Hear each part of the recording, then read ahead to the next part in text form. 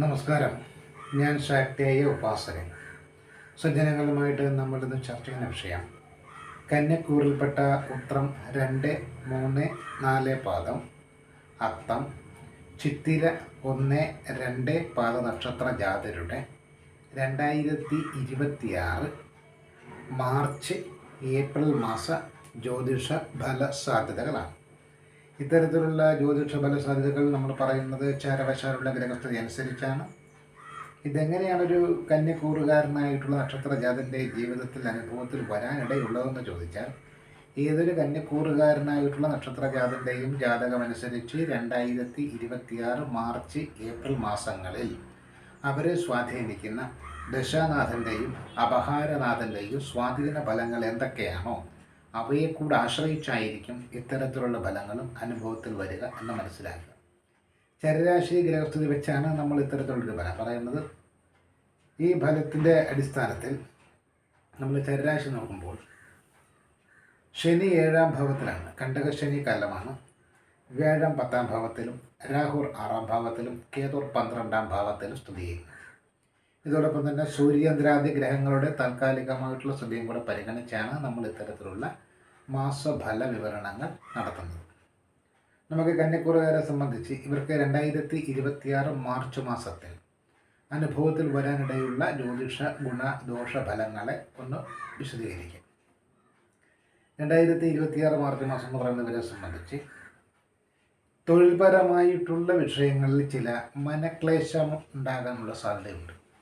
പ്രത്യേകിച്ച് വിശ്വസ്തരായിട്ട് നിൽക്കുന്നവരുടെ ഏതെങ്കിലും തരത്തിലുള്ള പാരം അണിയുന്നത് കൊണ്ടോ, അതല്ലെങ്കിൽ തൊഴിൽ മേഖലയിൽ ഏതെങ്കിലും തരത്തിലുള്ള ശ്രദ്ധക്കുറവ് കൊണ്ടോ, അതല്ലെങ്കിൽ അലസത കൊണ്ടോ, ശാരീരികമായിട്ടുള്ള ക്ഷീണം വർദ്ധിക്കുന്നത് കൊണ്ടോ തൊഴിൽ മേഖലയിൽ ഏതെങ്കിലും തരത്തിലുള്ള ചെറിയ ചെറിയ പ്രശ്നങ്ങൾ ഉണ്ടാകുവാനുള്ള സാധ്യത വളരെ കൂടുതലാണ്.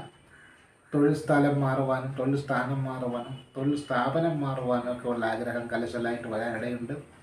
സ്ഥാനത്തു നിന്നും സ്ഥാനമാനങ്ങളിൽ ചെറിയ വ്യതിയാനങ്ങൾ വരാനുള്ള സാധ്യതയും ഉണ്ട്. അധികാര സ്ഥാനത്തിരിക്കുന്നവർക്ക് ഏതെങ്കിലും തരത്തിലുള്ള കാരണങ്ങളിൽ അല്പം മാറി നിൽക്കേണ്ടി വരുവാനുള്ള സാധ്യതയും വളരെ കൂടുതലാണ്. വിദേശത്ത് പോകുവാൻ ആഗ്രഹിക്കുന്നവർക്ക്, അത് തൊഴിൽ സംബന്ധമായിട്ടുള്ള കാര്യമായാലും വിദ്യാഭ്യാസ വിഷയത്തിലായാലും പ്രവാസ ജീവിതത്തിന് വേണ്ടി ആഗ്രഹിക്കുന്നവർക്ക് അത്തരത്തിലുള്ള കാര്യങ്ങൾ നടന്നു കിട്ടുവാനുള്ള സാധ്യത വളരെ കൂടുതലാണ്. അതോടൊപ്പം തന്നെ ബന്ധുക്കളുമായിട്ടുള്ള ഇടപാടുകൾ, ധനപരമായിട്ടുള്ള ഇടപാടുകൾ, ഏതെങ്കിലും തരത്തിലുള്ള ധനപരമായിട്ടുള്ള അധിക ചെലവിനോ അതല്ലെങ്കിൽ ഏതെങ്കിലും തരത്തിൽ ധനപരമായിട്ട് നമ്മളെ കബളിപ്പിച്ചു എന്ന് തോന്നുന്ന ഒരു സാഹചര്യത്തിനോ ഇടയാകുവാനുള്ള കാലമാണ്. അബദ്ധം മൂലം തൊഴിൽ മേഖലയിൽ എന്തെങ്കിലും തരത്തിലുള്ള ബുദ്ധിമുട്ടുകൾ ഉണ്ടാവാതിരിക്കാൻ ശ്രദ്ധിക്കുക. വിവാഹാദി വിഷയങ്ങളെ സംബന്ധിച്ചുള്ള ആശങ്കകൾ അകന്നു പോകുന്നതാണ്. കടബാധ്യതകൾ സംബന്ധിച്ചുള്ള വിഷയങ്ങളിൽ ഏകദേശം കുറച്ചെങ്കിലുമൊക്കെ പരിഹരിക്കുവാൻ സാധിക്കും. എന്നാലും ചുറ്റുമുള്ള ബന്ധുജനങ്ങളായാലും സുഹൃത്തുക്കളായാലും അവരിൽ ചിലരൊക്കെ അസൂയാലുക്കളായിട്ട് പരിണമിച്ചേക്കാം. അവരേതെങ്കിലും തരത്തിലുള്ള അപവാദങ്ങളോ മനസ്സറിയാത്ത കാര്യങ്ങൾ എന്തെങ്കിലുമൊക്കെ പറഞ്ഞുണ്ടാക്കുവാനും സാധ്യതയുണ്ട്. അതുകൊണ്ട് വളരെയേറെ ശ്രദ്ധിച്ച് നിൽക്കണം. അതുപോലെ തന്നെ കന്യക്കൂറിൽപ്പെട്ട ഉത്രം 2, 3, 4 പാദം, അത്തം, ചിത്തിര 1, 2 പാദ നക്ഷത്രത്തിൽ അതിൽ ഏറ്റവും കൂടുതൽ ശ്രദ്ധിക്കേണ്ടത് ദാമ്പത്യപരമായിട്ടുള്ള വിഷയങ്ങളിലാണ്. ദാമ്പത്യ വിഷയത്തിൽ ഏതെങ്കിലും തരത്തിലുള്ള ഭിന്നാഭിപ്രായങ്ങൾ ഉണ്ടായാൽ അത് കഴിവതും നേരത്തെ തന്നെ പരിഹരിച്ചുകൊണ്ട് മുന്നോട്ട് പോകുവാനുള്ള സാധ്യത കാണിക്കണം. വിവാഹ വിഷയവുമായിട്ട് ബന്ധപ്പെട്ട് ഏതെങ്കിലും തരത്തിലുള്ള ആരോപണങ്ങളോ മനസ്സിനെ ബുദ്ധിമുട്ടിക്കുന്ന തരത്തിലുള്ള വാർത്തകളോ കേട്ടാൽ ഭയപ്പെടേണ്ടതില്ല, അല്ലെങ്കിൽ ടെൻഷൻ അടിക്കേണ്ടതില്ല. അത് ക്രമേണ അതങ്ങ് കെട്ടടങ്ങി പോകുന്ന സാഹചര്യവും ഉണ്ടാകുന്നതാണ്. അതുപോലെ തന്നെ ധനപരമായിട്ടുള്ള കൊടുക്കൽ വാങ്ങൽ സംബന്ധിച്ചിട്ടുള്ള വിഷയങ്ങൾ മറ്റുള്ളവരെ കണ്ണടച്ച് വിശ്വസിച്ചുകൊണ്ട് ഏതെങ്കിലും കാര്യങ്ങൾ ചെയ്യുന്നത് ഈ കാലത്ത് ഒരിക്കലും ഗുണകരമായിരിക്കില്ല. അതുപോലെ തന്നെ സാമ്പത്തികമായിട്ടുള്ള ധനവായ്പകൾക്ക് വേണ്ടിയിട്ടുള്ള പരിശ്രമങ്ങൾ ഏറെക്കുറെയൊക്കെ വിജയിച്ചാലും ഏതെങ്കിലും തരത്തിലുള്ള ചില കാലതാമസങ്ങൾ വന്ന് ഭവിക്കുവാനും സാധ്യതയുണ്ട്. സഹോദര സ്ഥാനികരുമായിട്ടുള്ള ബന്ധം മുറിഞ്ഞു പോകാതിരിക്കുവാൻ വേണ്ടി ശ്രദ്ധിക്കണം. അതുപോലെ തന്നെ പിതൃസ്ഥാനികരുമായിട്ടുള്ള ഇടപാടുകൾ കലഹത്തിൽ കലാശിക്കാതെയും സൂക്ഷിക്കണം. തൊഴിൽ തേടുന്നവരെ സംബന്ധിച്ച് കുറച്ച് അലച്ചിൽ വർദ്ധിക്കാൻ സാധ്യതയുണ്ടെങ്കിലും വലിയ കുഴപ്പമില്ലാത്ത രീതിയിൽ തന്നെ ഏതെങ്കിലും ചെറിയ വരുമാനത്തിലെങ്കിലും ഒരു തൊഴിൽ സ്ഥാനം കണ്ടെത്താൻ സാധിക്കുന്നതാണ്. അതുപോലെ തന്നെ യാത്രാവേളകളിലൊക്കെ വളരെയേറെ ശ്രദ്ധയും ജാഗ്രതയും കൊടുക്കേണ്ടതാണ്. പ്രത്യേകിച്ച് വാഹനങ്ങൾ ഉപയോഗിക്കുന്നവർ വളരെ സൂക്ഷിച്ചു പോകേണ്ടുന്നൊരു കാലഘട്ടമായിട്ട് തന്നെ നമുക്ക് മാർച്ച് മാസത്തെ വിലയിരുത്താം. ഇനി കന്നിക്കൂറുകാരായിട്ടുള്ള ഉത്തരം 2, 3, 4 പദം, അത്തം, ചിത്തിര 1, 2, 10 നക്ഷത്ര ജാതരുടെ 2026 ഏപ്രിൽ മാസ ജ്യോതിഷ ഫലമാണ്. ഇവിടെ നമ്മൾ പ്രത്യേകം ഓർക്കേണ്ടത് ഏപ്രിൽ മാസത്തിലെ ജ്യോതിഷ ഫല സാധ്യതകൾ സാമ്പത്തിക വിഷയങ്ങളുമായിട്ട് ബന്ധപ്പെട്ട് മറ്റുള്ളവരെ കണ്ണടച്ച് വിശ്വസിക്കുന്ന ഒരു രീതി ഈ മാസത്തിലും ഒഴിവാക്കേണ്ടതാണ്. വിദേശത്തു നിന്നും ചില ശുഭവാർത്തകൾ കേൾക്കുവാൻ സാധ്യതയുണ്ട്.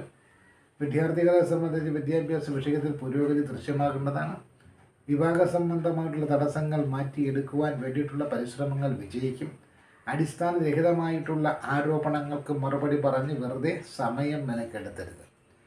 അതുപോലെ തന്നെ ഏതെങ്കിലും തരത്തിലുള്ള യാത്രകളൊക്കെ വേണ്ടി വന്നേക്കാം. ബന്ധുക്കളുടെ വേർപാടോ വിയോഗമോ ഒക്കെ ഉണ്ടാകാനുള്ള സാധ്യതയുണ്ട്. വിദേശയാത്രയെ സംബന്ധിച്ച് ആശങ്കപ്പെടേണ്ട കാര്യങ്ങളൊന്നുമില്ല. ഏകദേശം കാര്യങ്ങൾ അനുകൂലമായിട്ട് തന്നെ വരുന്നതാണ്. വളരെ വെല്ലുവിളി ഉയർത്തിയിരുന്ന ചില കടബാധ്യതകൾ അത് കൊടുത്തു തീർക്കുവാൻ സാധിക്കുന്നതാണ്.